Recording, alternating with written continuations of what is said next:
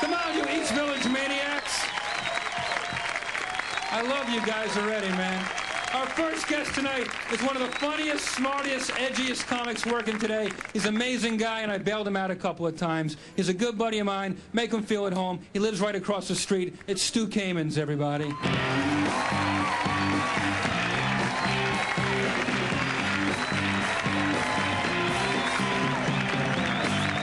Thank you very much. How are you? Good? All right. I was walking around, and the guy walks up to me on the street asking for money, walks right over to me, goes, "Hey, what's up, Shorty? Give me $1. Come on, Shorty, I know you got some change for me, Shorty. And I have nothing against the homeless, but why would I give money to someone who just destroyed my self-esteem? I just looked at him, I said, you know, I'd love to help you out, buddy, but I'm a little short. I live in New York, pretty hardcore city, New York. I have a cousin who goes to high school in Brooklyn. One time I went to help him with his math homework. Toughest word problem I've ever seen in my life. It was like, Julio sells crack. He sells 1 vial to Manuel and 2 vials to Esperanzo. Esperanzo returns one of the vials, claiming it was whack.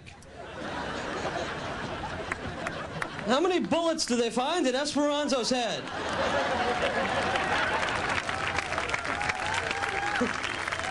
I did that joke the other night, and a woman in the audience, I think she was Hispanic, she got mad at me. She stands up, she's like, "Why you gotta be Julio?" I said, well, first of all, you're gonna tell me that nowhere in New York is there a guy named Julio who sells crack? And second of all, it just wouldn't be that funny if I said, Shlomo sells crack. He sells 1 vial to Moshe and 2 vials to Abraham. Abraham returns one of the vials, claiming it was Meshuggah. How many bagels did they find in Abraham's ass?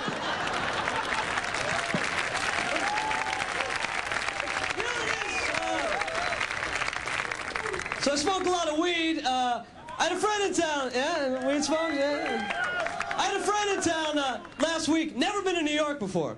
We're walking down the street, broad daylight. I light a joint, pass it over to him. He freaks out. He's like, "What the hell, man? Can we do this on the street?" I said, "Yeah, it's New York. Just watch out for cops. Because we only have enough for us."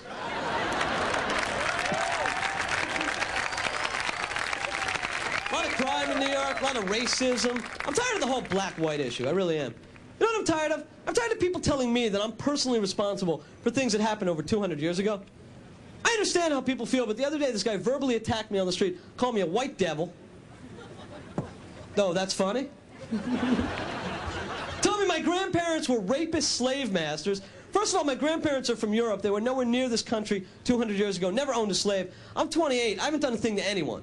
If you have a problem, take it out on someone who was around back then. Like Bob Dole. That's right. Get him! Get Dole! I don't like Bob Dole, man. The guy came out against rap music. Remember that? And it was so obvious he had no idea what he was talking about. He kept mentioning groups that were defunct years ago. He's on TV, he's like, "I think it's wrong for the youth of America to have to listen to the insidious lyrics of such hardcore gangster rappers as Kool and the Gang." I like rap music. I've actually learned a lot from rap music.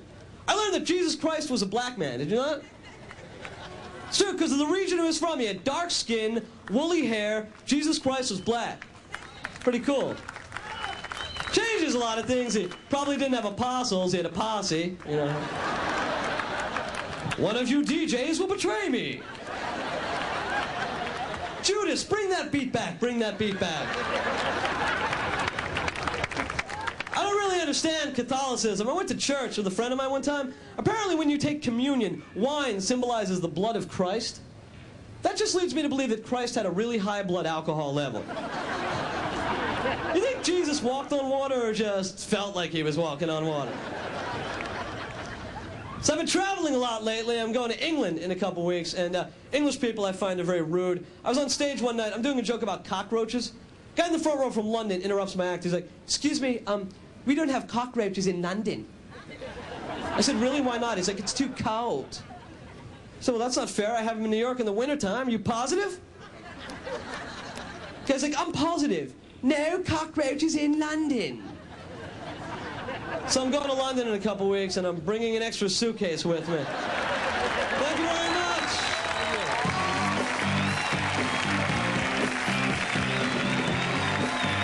Stu Kamens, everybody.